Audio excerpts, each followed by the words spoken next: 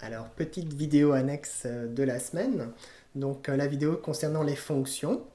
Donc, il faut en avoir conscience. Je crois que vous en avez déjà conscience, hein. Le PHP offre plein de fonctions prédéfinies qui permettent de manipuler des chaînes de caractères, des dates, des tableaux. On verra plus tard les fonctions pour nous permettre d'accéder aux bases de données. Alors, on peut également, dans le langage, accéder aux fichiers, aux dossiers donc sur le serveur. Pour définir une fonction, c'est très simple, on écrit function, le petit mot-clé function.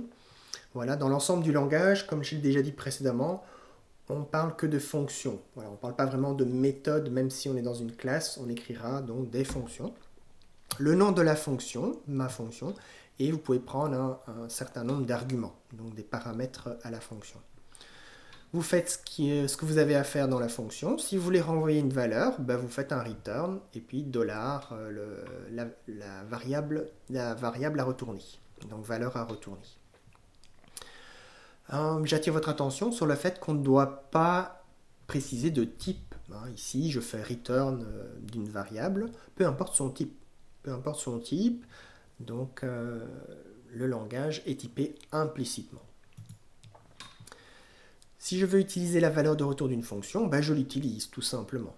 Donc par exemple, j'écris $result égale additionner 42,21. Donc là, $result va prendre le return, le retour de ma fonction additionner 42,21.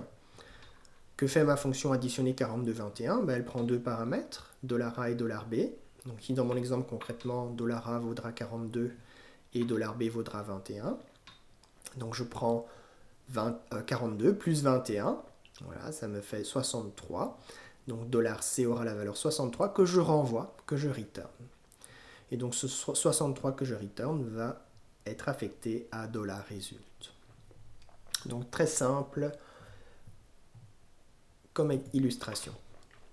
Alors les fonctions, on pourra en parler longtemps, mais je vais vous renvoyer, vous inviter à consulter la documentation du langage.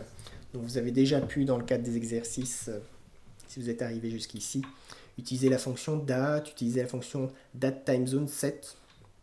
Dans les exercices de la semaine, on a la fonction microtime, on a aussi la fonction mail. Voilà, dans les vidéos des cours théoriques, on a vu la fonction array, on a vu la fonction in-array pour manipuler des tableaux.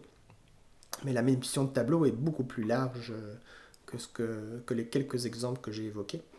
Donc pour ça, je vous renvoie vers la documentation officielle ici par le lien. Donc pour gérer les tableaux. Et alors vous avez toute la référence vers les fonctions PHP qui existent à partir de ce lien-ci, central, fun, cref, function, référence, dans le langage. Donc voilà pour cette petite vidéo annexe. Je vous souhaite à tous une très bonne continuation.